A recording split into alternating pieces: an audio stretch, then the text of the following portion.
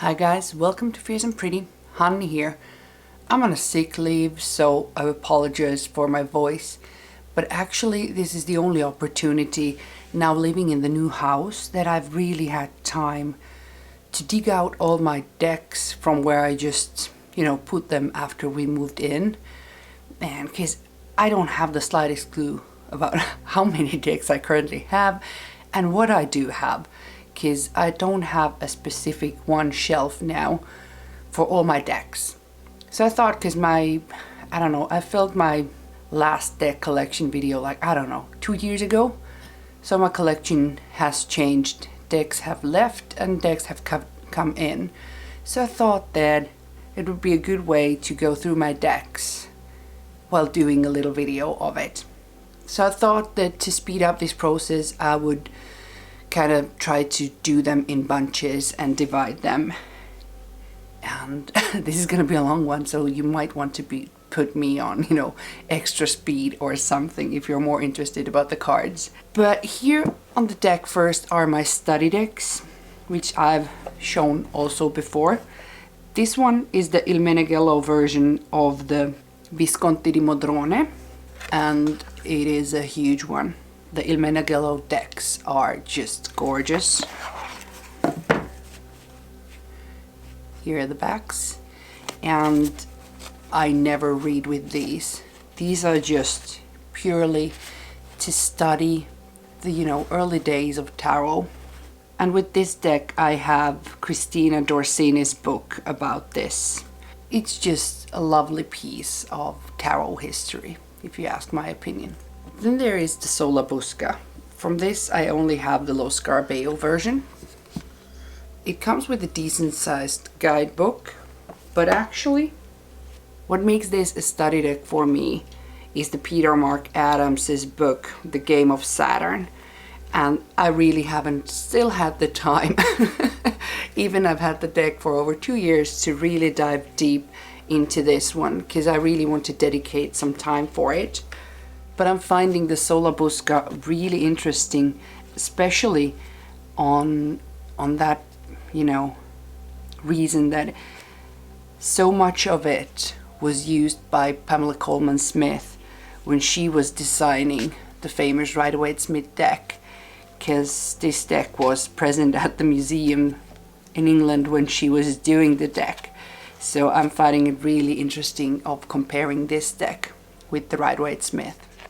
Then another classic is of course the Visconti Sforza, and again this is an Il Meneghello version of the deck. And these examples from the first surviving decks that we have found, even though this one has cards that have been re-illustrated, like this devil that just popped out, but I just want to see the history and how the cards have developed. And with this one has a special special meaning for me, because when I got this deck, then I was listening to an audio book about this deck. It's a novel called The Tarot Cipher by Amy Iseman, and let's see, it was in December 2019 when I was listening to this audiobook, and I got my first sleep paralysis when I fell asleep listening to this. So that what makes the Visconti Sforza a little special deck for me. Then I have this vintage version of the Grand Attila, and I just got it from a Finnish online sales site for really cheap, for like €5, so I got to have it. And it's a deck that I would never read, but it's such a big part of the history of tarot, so that's why I'm still keeping and holding on to it. Then the Tarocco Neoclassico Italiano. This deck I think I got when I was in Barcelona, I think. And this deck is a lot newer, like roughly 400 years newer than the Visconti Sforzas and Visconti di Modrones. This is from the 1810, roughly, from Milan. And it's showing a different style, advancing like an Italian style of the tarot. but I'm really loving the color palette in this one. It's soft, and the artwork. But yet again, it's a deck that I don't use for readings, just as a curiosity deck. And of course this deck isn't from 1810. This is printed in 1980, so that's why it's a vintage version. Then of course tarot wouldn't be what it is today without the Golden Dawn. And this might be the deck that I dislike the most in my collection. And this is, you know, the Golden Dawn Tarot by Robert Wang and Dr. Israel Regardie. I also have this huge book by Israel Regardie of the Golden Dawn. And, you know, even though if nobody would know what the truth is behind everything, but I think this is interesting deck to look at comparison with the Thoth deck and the Rider-Waite-Smith. But I really don't like the images, and I hate the minor arcana. They are so white, just these hands popping out with the cups and swords. I just really don't like this deck, but still I haven't parted with it because it's again a deck that gets referenced in many of the tarot books. So in case I need to dig out a card and compare it with some other deck, this comes in handy, even though it's not used in readings. Then there are two more decks in the study category, and this one is the Tarot of the Spirit. And with this one I have two massive books, and for me it's mostly about the Kabbalistic studies, and for this purchase I'll have to blame Jim Sweeney. He got me into it. But this is a really interesting deck. It's beautiful to read with, but it's also really nice when, you know, pursuing Kabbalistic studies in the, you know, hermetic and magical way. This is a useful deck and useful books for that.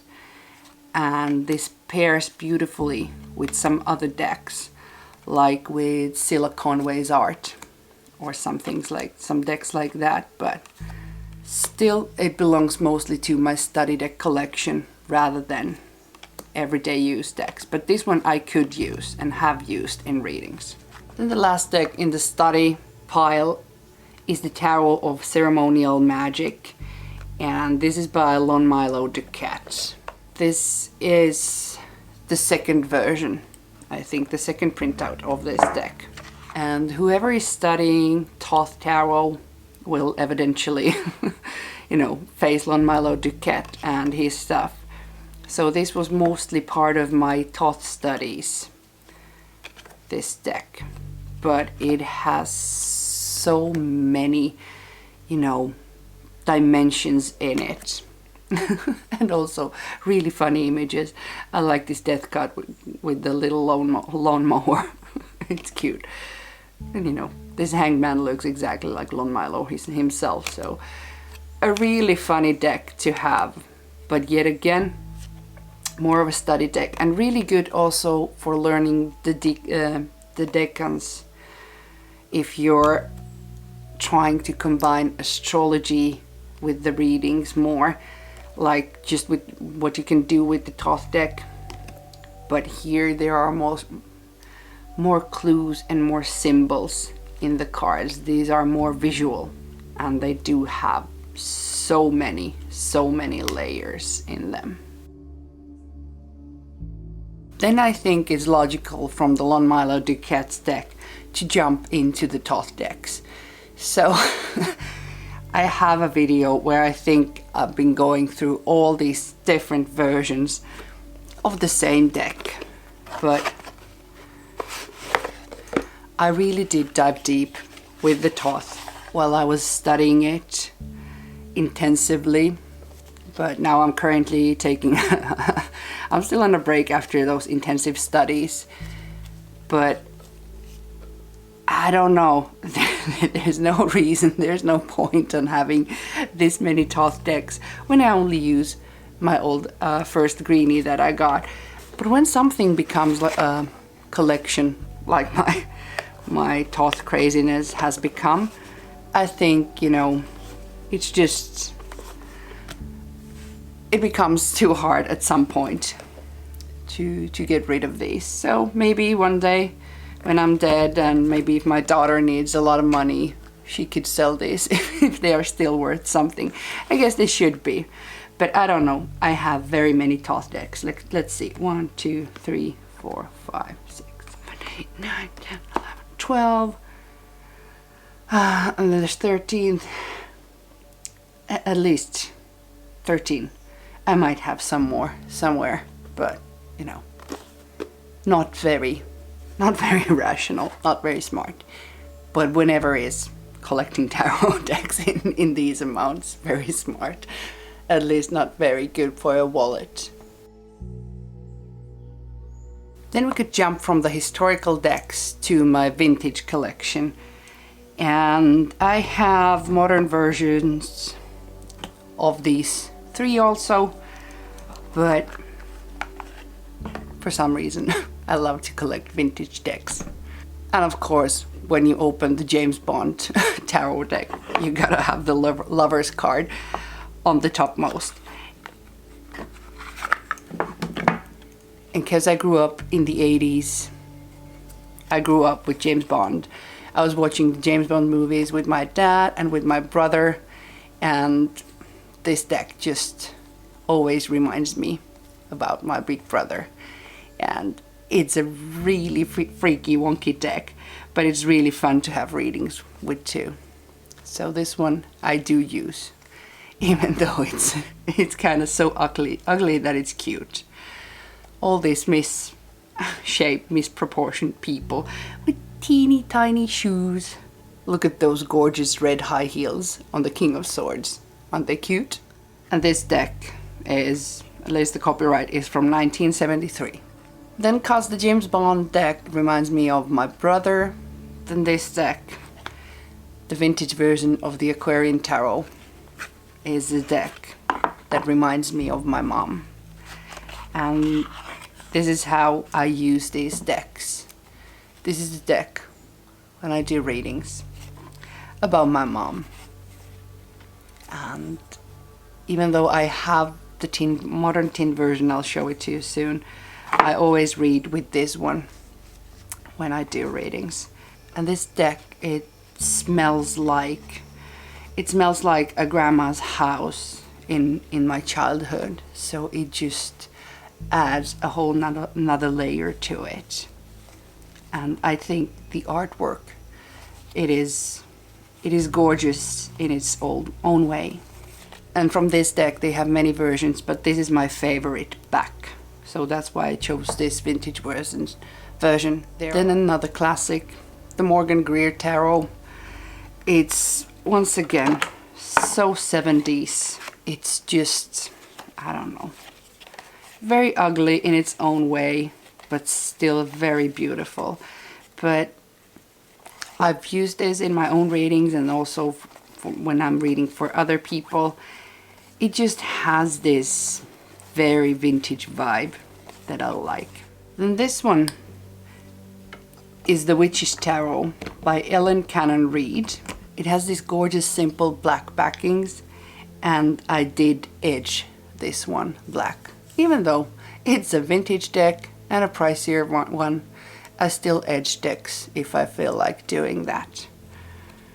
And this one is very unique in its way, because it changes the elements between air and fire. So the wands are air in this deck and the swords are fire. And it also has kind of different color correspondences. And if we look at these princesses, here the Princess of Wands is a yellow one. The Princess of Cups is really similar, but it's blue one.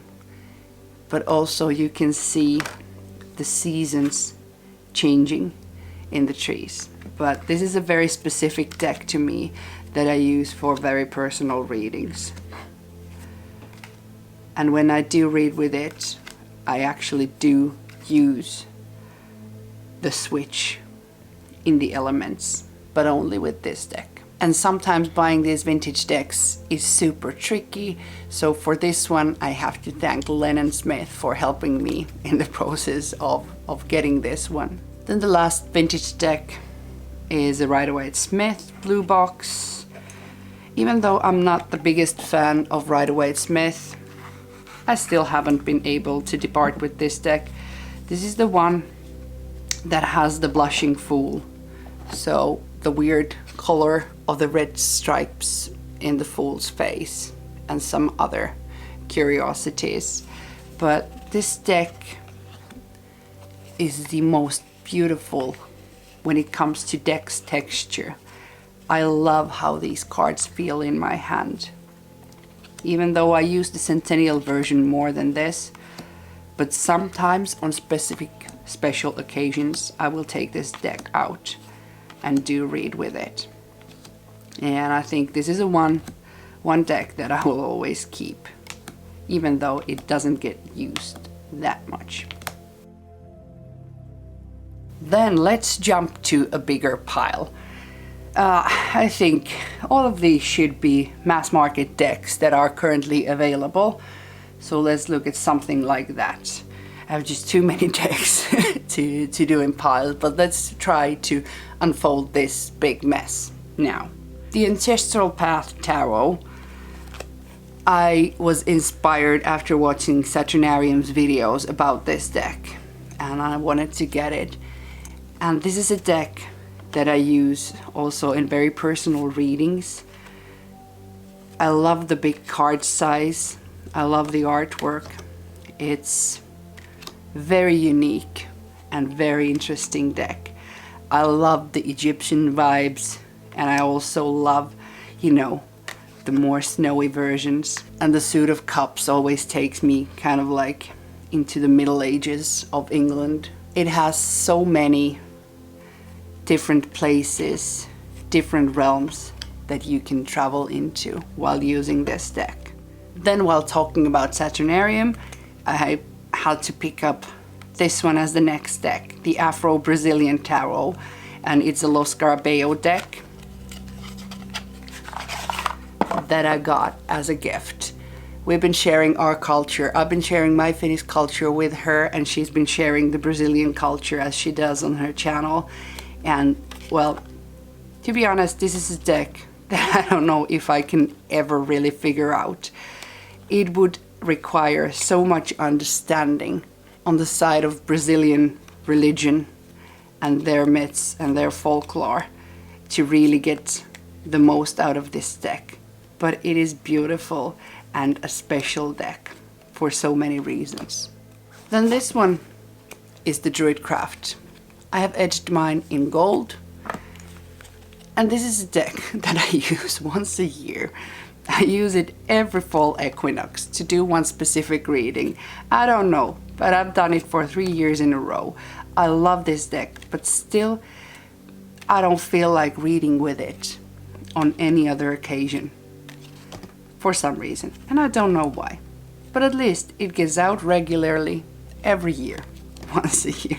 And I even have the printed version of that spread in the pouch, so it's ready for me every fall equinox. Then this deck, I don't know, it reminds me a bit with the Ancestral Path Tarot because it has these Egyptian vibes. And if you know me, you know I love everything ancient Egyptian. And this is the Tarot of the Divine. Well, we're starting with a very Finnish card, like a very Sami type of card. I don't really like the texture in this deck. It has this like texture of wallpaper, and I think this deck just bends easily when you shuffle it, and it has way too cartoonish image for me, and you know, it's in many ways too cartoonish and too pretty, but for some reason I just had to have it. And it was these Egyptian images, like in this Five of Swords, that just made me buy the deck. And this Sun card, obviously. And I have edged mine in this turquoise color to suit the backs. And it didn't bleed all that much, even though the fronts of the cards are white. Then one of my first decks that I got was the Tarot Illuminati. And this is a Los Scarabeo deck, but it doesn't come with the book, but it has a thick, nice guidebook. And when I was a beginner learning the tarot, I thought that was a really good book to have. Again, I have edged mine black. I like how the edging makes the deck nicer to handle. Los Scarabeo decks are never the best quality, and the images are like too full, too rich. They just have so much happening in them. But to me, this deck will always be nostalgic, since it was one of my firsts. Then because I got this book first, Tarot and Astrology by Corinne Kenner, when I was digging deeper into the astrology in tarot, I also wanted to get the deck. But at least when I was buying the deck, there was no English versions available anywhere anymore. So that's why I have the Spanish version, El Tarot de los Magos. And even though I don't speak Spanish, but of course these are so standard Rider-Waite-Smith images that I can easily work with these. And they are a bit too kitschy, a bit too realistic for my taste. But I don't know. This book got me so excited that I had to buy the Spanish version of the deck, even though I don't use it very often. But I'm not sure if the English version is now available, but at least the Spanish was.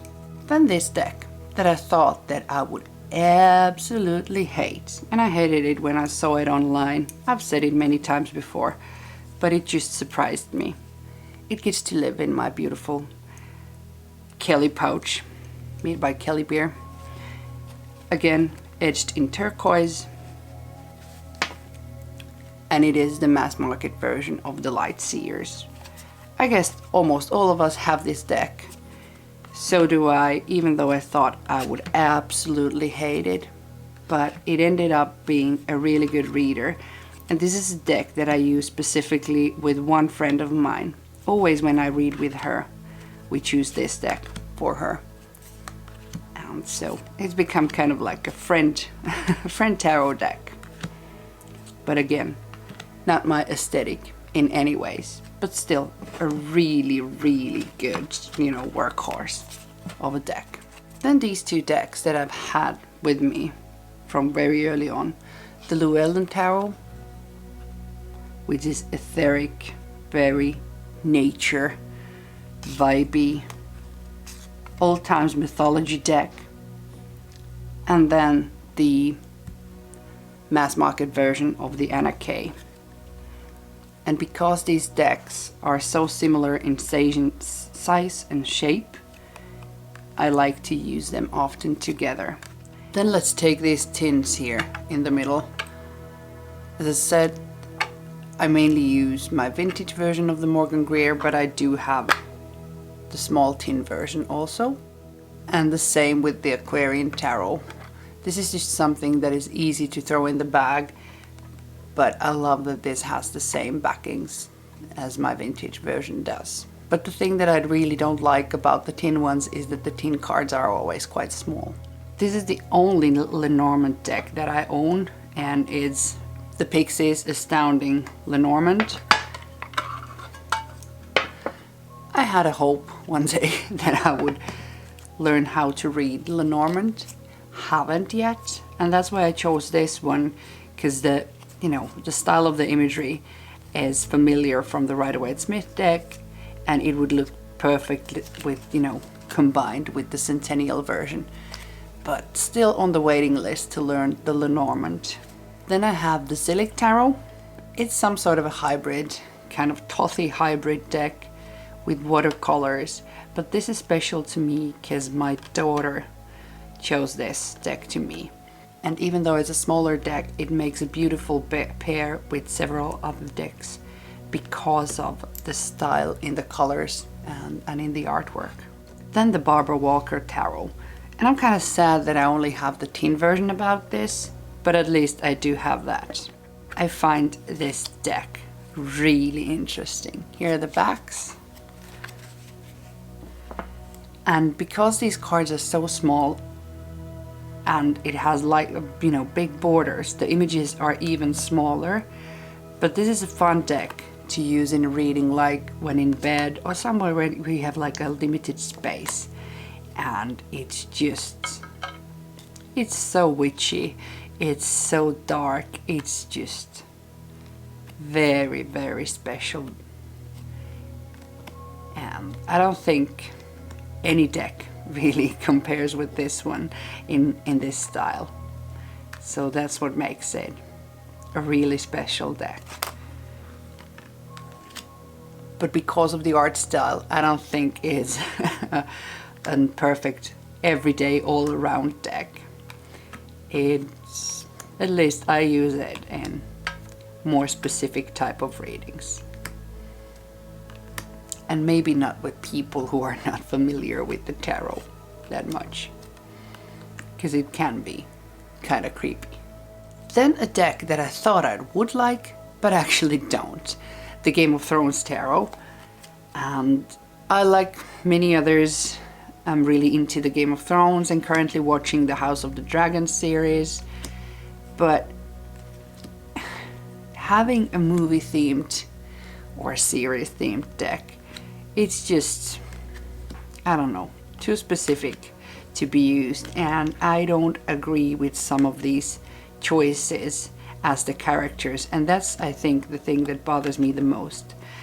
I like the colors, I like the people in here, but the main issue for me is how the main characters have been used in this deck. In some cards. In some cards they work better than in others. Then a very kitschy deck, the Cosmic Tarot. This one I have a used Finnish copy that I found online somewhere on very cheap, so I got it. I wouldn't maybe go out and buy this deck on specific, but it is kind of iconic. And I love how I saw one book in the tarot shop. I don't remember the name of the book, but it was comparing these images in this deck with celebrities of past years, and that was really interesting. But I still don't remember the name of the book, but it was really interesting when it came to this deck, how, you know, these people in the cards were looking exactly like movie stars, etc. But I haven't really studied this deck so deep that I would know who is who. Then a deck that I do love, but I don't use often enough. I started filming series with this, but you know, never finished it. This is the Fountain Tarot, and this is the mass market version of the deck. But I really like this deck, but I don't understand why I don't use it more. Maybe I should keep it on the top of my table where I would see it more often. But I know some people really don't like this deck, but I do. I love the artwork. I like, you know, that it has the contrast of darkness, and these colors are just so beautiful. And this is a great reader for me, so I really think that I should use it more. But I don't know, for some reason it stays behind. And there's always the one card that looks like Gordon Ramsay somewhere. Yeah, this one, the 7 of Coins. I don't know, it looks like Gordon Ramsay is picking out cabbages to me. Then this is my newest deck. I haven't had time to work with it a lot, but it kept on insisting for me to get it, so I did.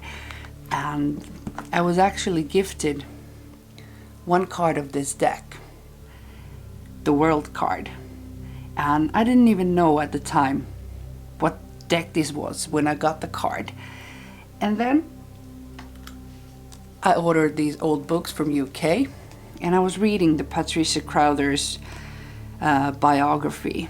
And in here she started to talk about a tarot deck that she was designing 4 cards into. And one of them was the World card. And then of course I went to Google the deck, because I had no clue what type of deck it was based on the name. And turns out it was this deck. So she actually had designed the World card that I got as a present.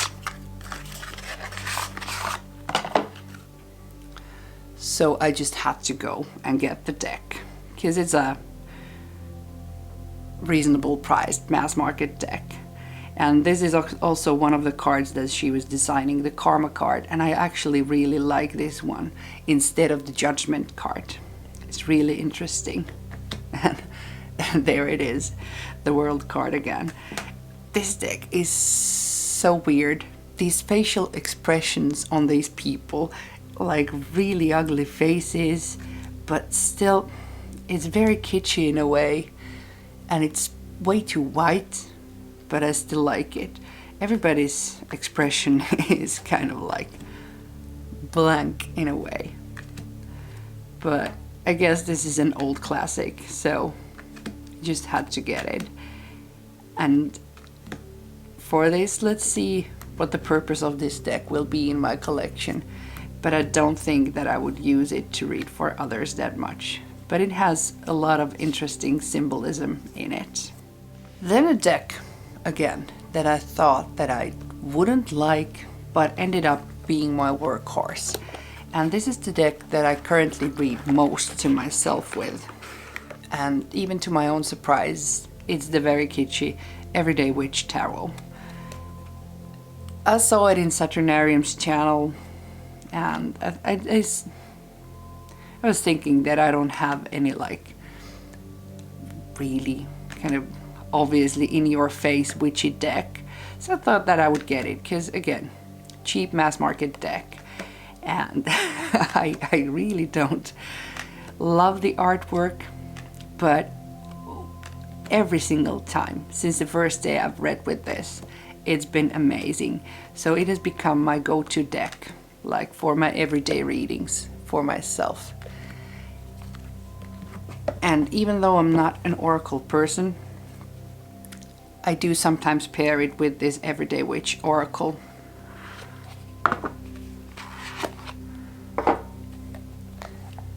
And the way I use it is I just get one of these oracle cards in the tarot reading, and every single time they just make sense and they bind it. I can use it like one oracle card if I would normally use like one rune or something to combine the reading and see where the emphasis is. And all this very bright, very teenage looking art style, it just still makes sense to me, even though it's not my aesthetic at all. Okay, time to mix up with some Marseille. This one was my first Marseille deck, Ancient Tarot de Marseille, and I got it just to have a cheap, easy deck to get into Marseille.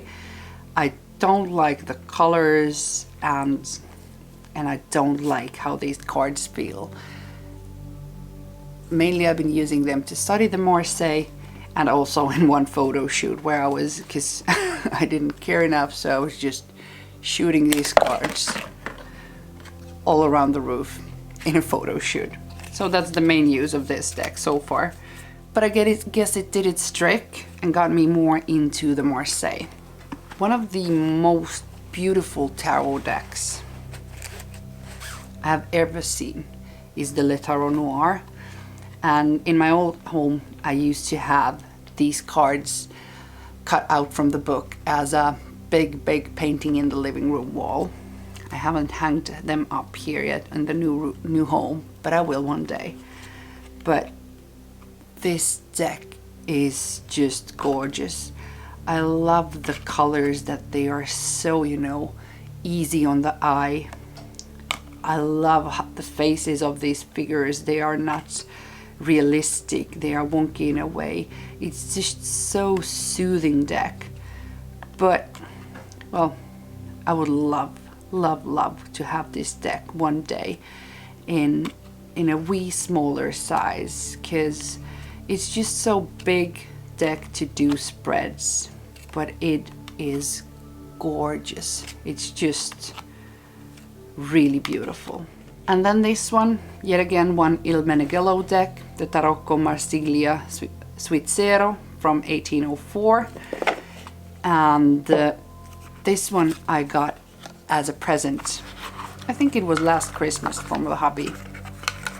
Could be. Time goes so fast. Even though Il Meneghello decks are beautiful, but the shape of these cards makes it harder to shuffle with the sharp edges. But it is a really beautiful, subtle Marseille deck. Very gorgeous.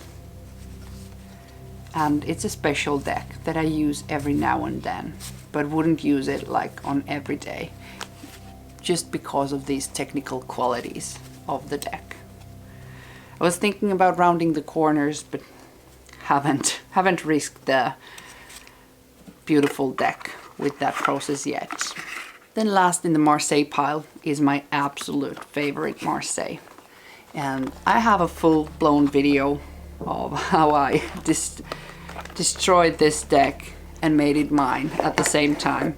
And for that I can, you know, thank Manuela from the Place of Stillness, because the way she handled her Thoth deck made me do the same for this Marseille. I actually have this yes and no coin in the bag with these little scarabs.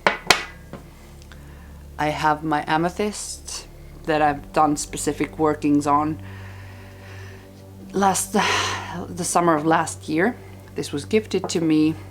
I've had some incense to keep good smell in this. I've tea stained it. I've had it on the cupstones with me. Just spent a lovely summer with this deck, and I did my best to make it as stained as possible. I'll link the video down below if you're interested. But this is my absolute favorite Marseille, and if I'm reading with a Marseille to another person, it will be this deck. This deck has traveled with me. It has been really accurate, really intuitive, even though being a Marseille, which is not my strongest system. But this deck and me, we just connect. And I love how I did everything that I could with it, and it just became better and better. I've etched it with different colors of browns, just banged it around, and it makes it feel even more special. Let's jump again from Marseille to the world of Thoth. I forgot one Thoth deck from my Thoth part, but here is again. This is the one with the gilded versions. It was just in this pile where are other Thoth-inspired decks. These three are from M.M. Moline, the Rosetta and the Tabula Mundi. These are both the Tabula Mundi. I love M.M. Moline's books. The Rosetta is her first one, and it's more closer to the original Thoth images in a way. So this is the Rosetta, but I have the papyrus version, so all the text is in hieroglyphs. But when you know your Thoth, you can read this. Even the symbols of the suits are with these dots and symbols up there. But a very Thothy deck, this Rosetta. Then the Tabula Mundi. Loved it so much that I got the teeny tiny one and the big one. I love the backs in these. Beautiful. And compared to the Rosetta, this is more of my favorite. The art style is different. It has evolved, and it's Thothy, but it still has really much more, I think, emmeline in it, and it's beautiful. But as like in the Thoth deck, it has the Hebrew letters, the planetary symbols, and a lot of symbolism in this deck, and it is just gorgeous. And here is the small one, exactly same, but this one has black titles, the big one has silver ones, at least my version, and it's that much smaller. But a great travel deck if I want to be traveling with this one, because this is precious. I wouldn't throw it in a bag, even though it comes in a sturdy box. Then two unique Thoth-inspired decks. The Tarot of Crowley by Christoph James, and for a Thoth geek, this was just must have. I believe there's a color version made out of this, but it's this photo collage type of deck, black and white images, Aleister Crowley himself being in many of them. It's just a Curio deck. I don't use it for reading, but it was just something that I had to get. And even Pixie is here, and Madame Blavatsky. Then this very unique Thoth-inspired deck, created by a fellow YouTuber, Lennon Smith. She sells these in Make Playing Cards, and this is called the Wild Essence Thoth, that she made out of, copyright-free stock images.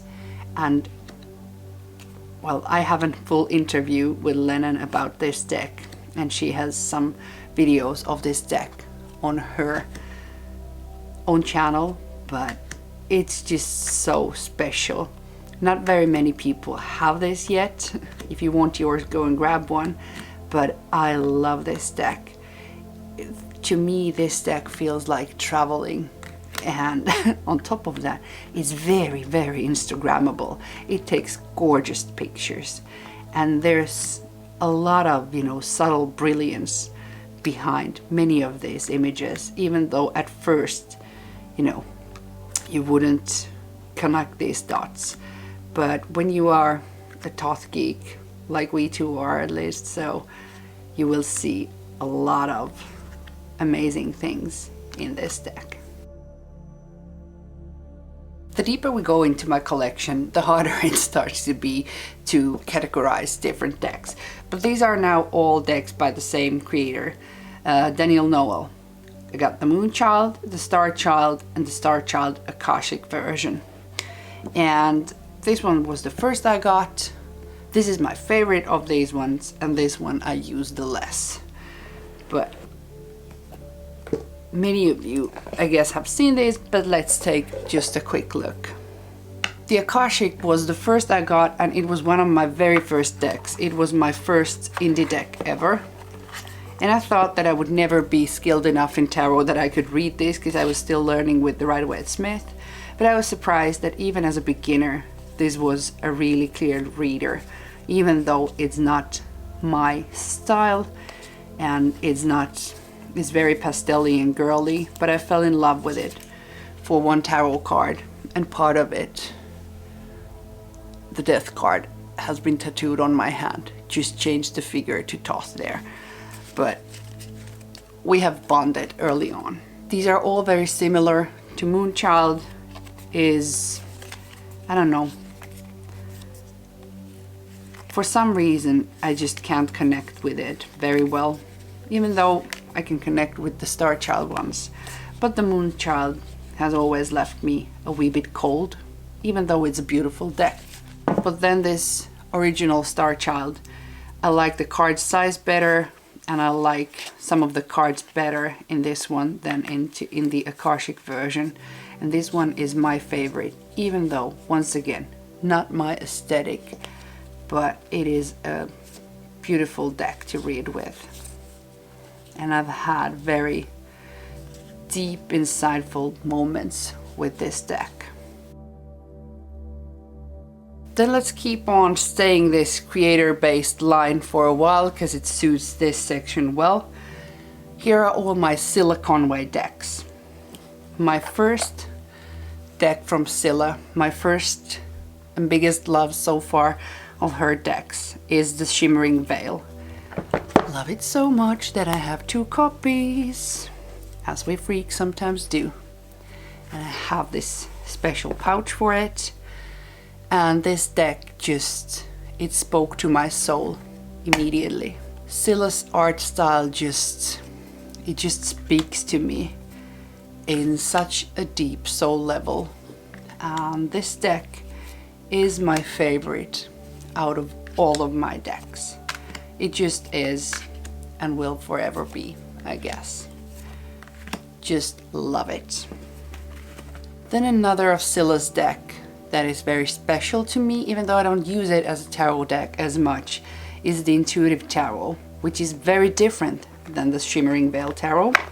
But this one specific 4 of Wands, 4 of Batons card is my favorite tarot card in the world. And I have it even as a painting on my wall in my new home. And this deck is just fierce. This is what, I think that these 2 decks are the perfect representation of what the channel name means to me, fierce and pretty. The Intuitive Tarot is the fierce one, and the Shimmering Veil is the pretty one. And that's what the concept of fierce and pretty to me is.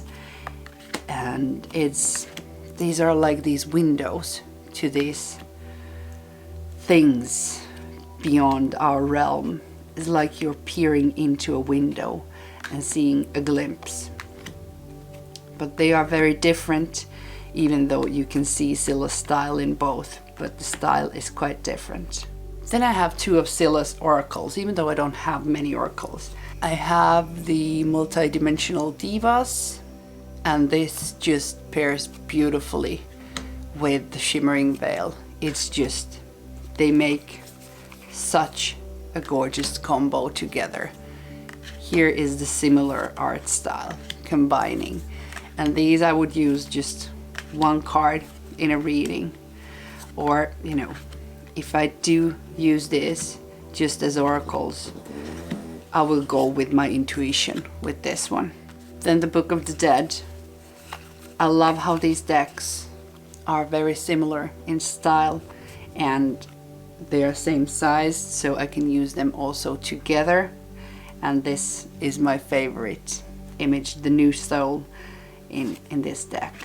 But again, very Scylla's art style, and combines beautifully with the Shimmering Veil. And some of these cards, this is like really matching with the 3 of Cups in the Shimmering Veil Tarot deck. And I love how it's titled the Soul Family.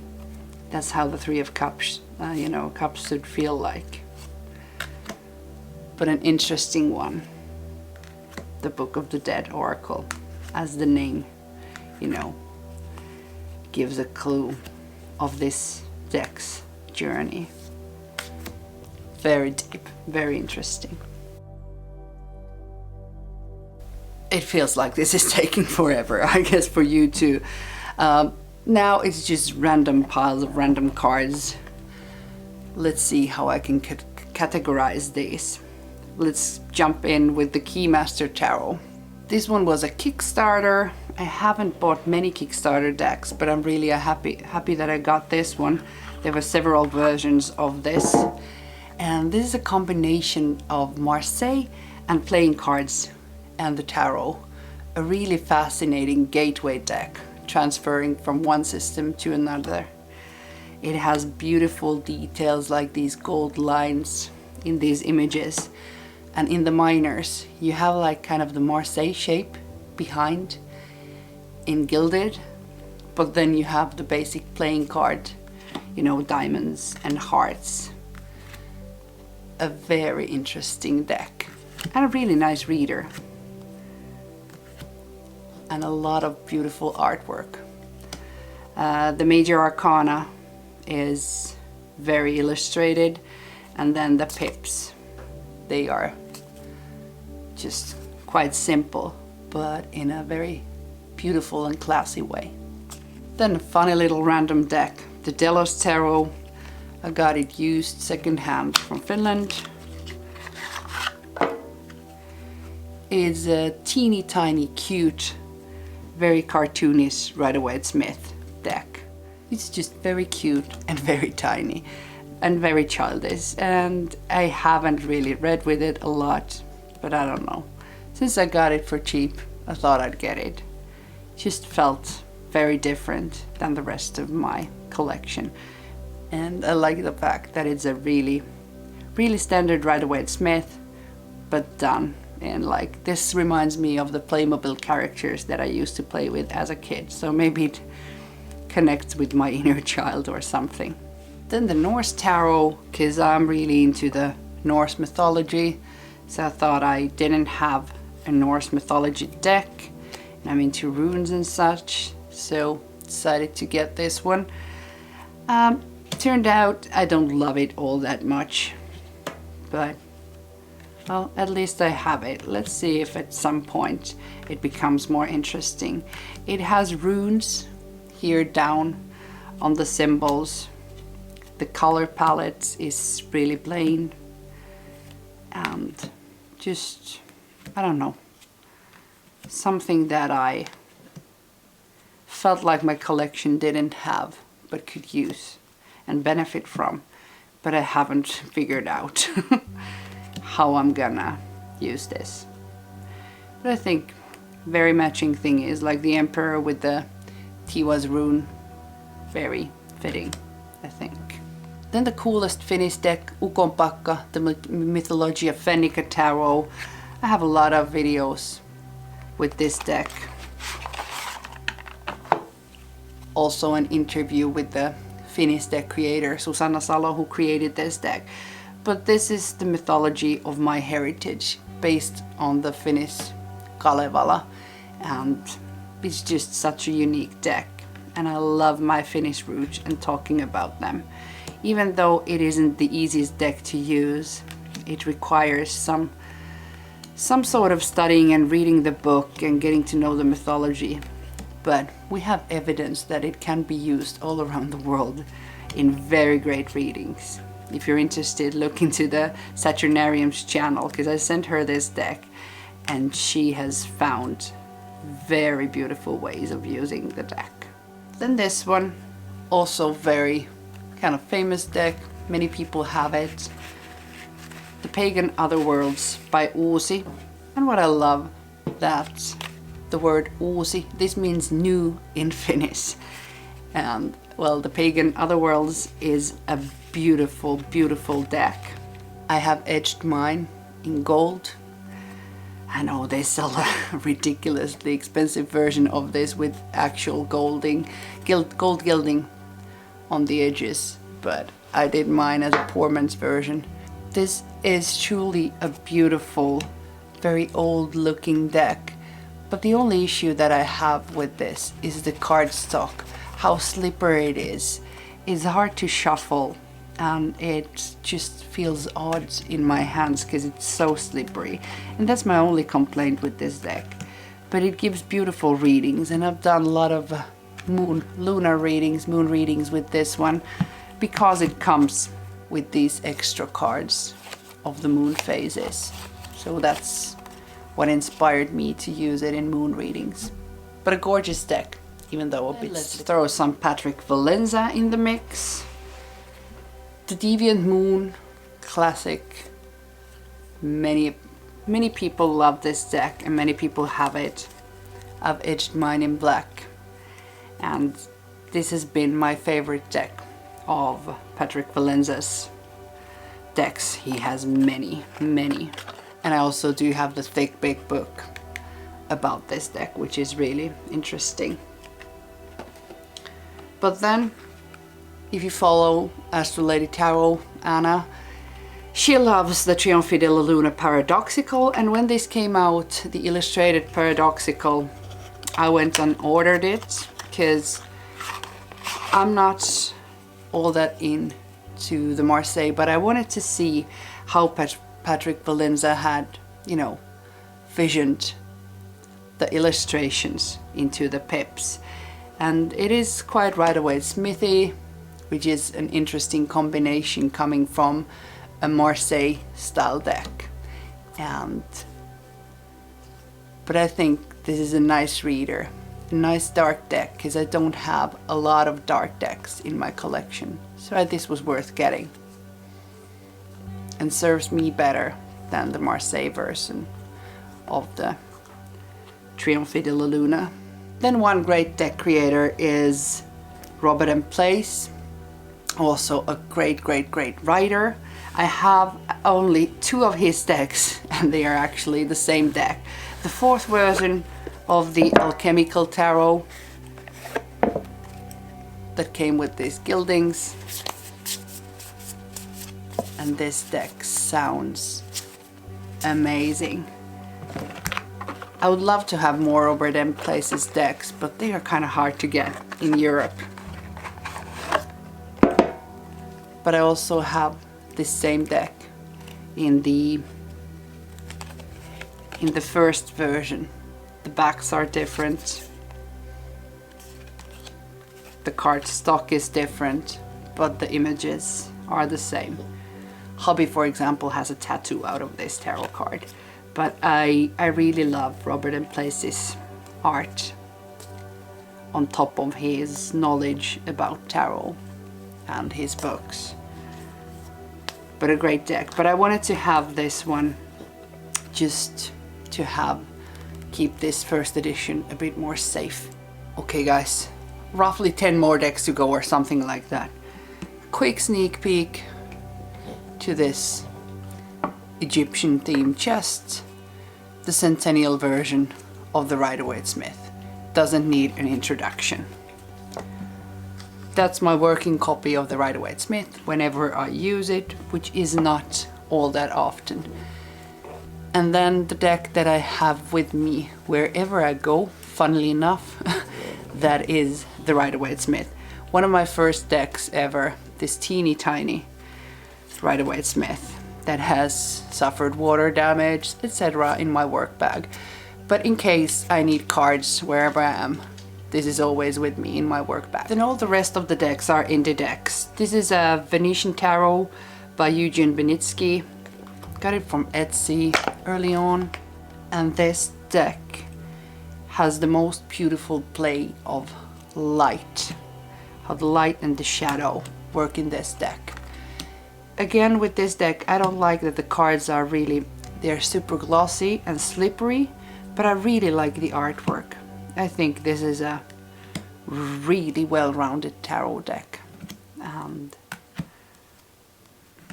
I love the style of it, and especially how the light and darkness work in this deck.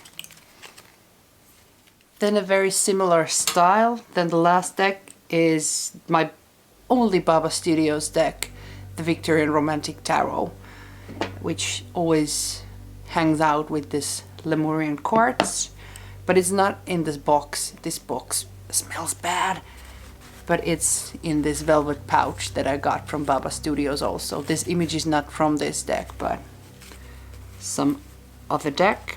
And you know, Baba Studios decks are great quality. I love the card stock. I love all the, you know, gilding and effort that's put into this. I love this Victorian romantic art style and how it plays with, hard to capture in this light, but all these images, they play with the shine, with the metallic shine in different parts of the cards, which when you look at it straight away you don't see it, but when the light hits it just the right way, they, you know, pop out, these metallic parts. But I think the artwork is just, it's like being in a museum watching paintings. It's beautiful, beautiful quality, beautiful art style, easy to read, symbolism, like really good, solid Rider-Waite-Smith style of deck with gorgeous little details. Hard to get. but here you see a little bit that metallic sheen. But I know this might not look like the deck for me, but it actually is. I really adore this deck. And it's not a quick reader. This is a deck that I take my time with, and it's not something that I would just throw on the bed and read on the go. This just takes a bit more time. Then a deck that I have never used that I should sell. It's the first version of the Cosmic Cycles Tarot, and a limited edition version one. I got it because my daughter thought it was cool many years ago. Now she's 14 and she doesn't think this is a cool deck anymore. It was a Kickstarter and it took a long time to come in, but it is a beautiful deck. Really awesome card quality, awesome gildings, edged already in this beautiful pinky purple thingy. But the art style, this is, I don't know, for current younger ones, it doesn't appeal my 14-year-old anymore, but when she was like, I don't remember how, when this was first on the makings, many years ago already, she thought that this would be a nice deck that we could read together and that she could understand, because these situations that are depicted in this deck are really something that the modern child would understand. Like here, if you're watching your house burning, it's a tower moment. And really a genius deck, really modern, but I don't know. I just think that this would deserve a better home. Maybe I should rehome it one day. But I just haven't, because it's awesome, awesome quality. See, the sweat of my hand already gone. Then another of my few Kickstarter decks, the Infernal Tarot. Again, awesome quality. And all these images come, you know, from an old book that have been translated into tarot cards. There's a whole fascinating story behind this deck. But I love this old looking style. I love old shit. Just can't help it. A really nice deck to read with. Very plain, like color palette to the eyes. Beautiful, nice soft matte gilding. And the sound of this deck. It's just gorgeous. Then a very controversial deck. Bonestone and Earthflesh Tarot. And this is the sketchbook edition. So the Bonestone Tarot had a lot of turmoil around it, the colored versions, but that's out of print, unavailable. But I felt drawn to the imagery, and even though this deck was kind of expensive for what it is, because it's a make playing cards deck, and it's just the sketches of the deck without the coloring that is quite bright, but it makes a beautiful reader. But was it worth the money? Not sure, but I still think is a very unique piece in my collection.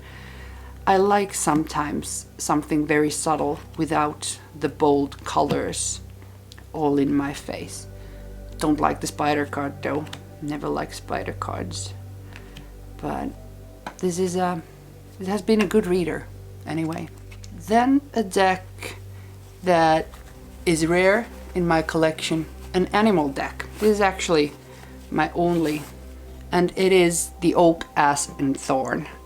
I got it when Manuela from Place of Stillness was visiting me here in Finland, and I will remember her always about this deck. But it's my only animal deck, and again I appreciate the subtle but rich color palette, but for some reason animal decks aren't my favorites. But I thought that I could get, you know, one animal deck in my collection.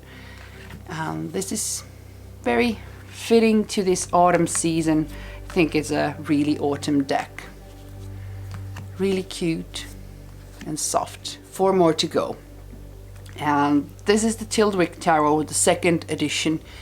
And I've always liked how this looks, but I haven't searched for it. But it happens to be as a second hand in the tarot shop.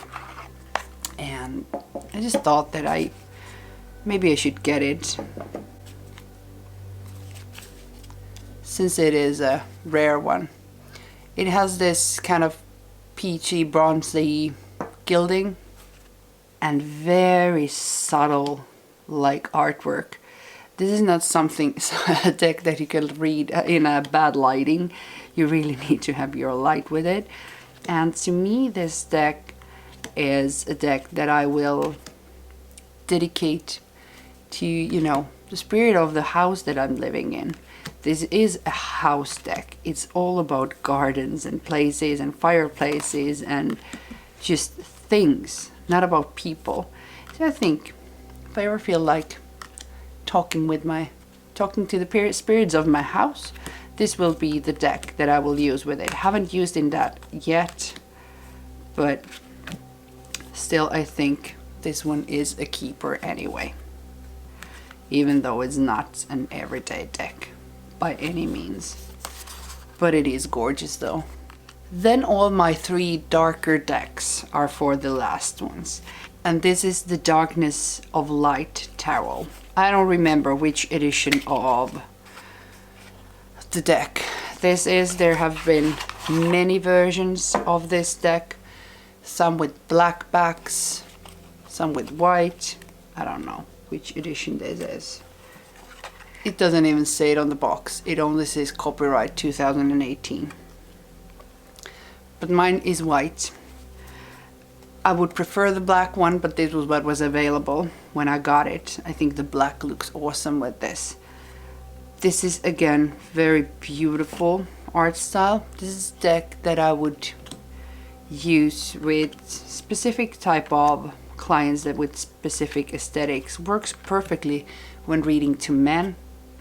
For example, it's not all that pretty, but I really like this, but I would love it more if I would have the black version of this deck. But I think this is a gorgeous deck. This one was a total impulse purchase from me. I didn't even know this deck, but I did an unboxing for it for the Facebook channel of the tarot shop when I was there one evening. And this is the Tarot of the Holy Spectrum, the 2nd edition. And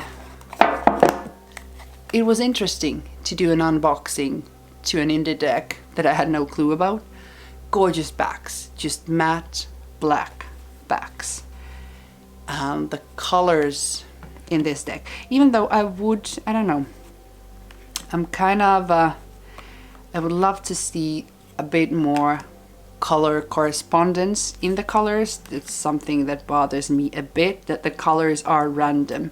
They are not matched with the suit or the element in any way. I would love to have elemental colorings in this, but I think this is very, I don't know, Marvel, DC comics, that type of stuff.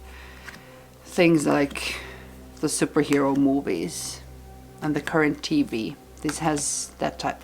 And by the way, this High Priestess, it's hard to get on the camera. It's just the lines of the High Priestess with the very bloody looking pomegranate.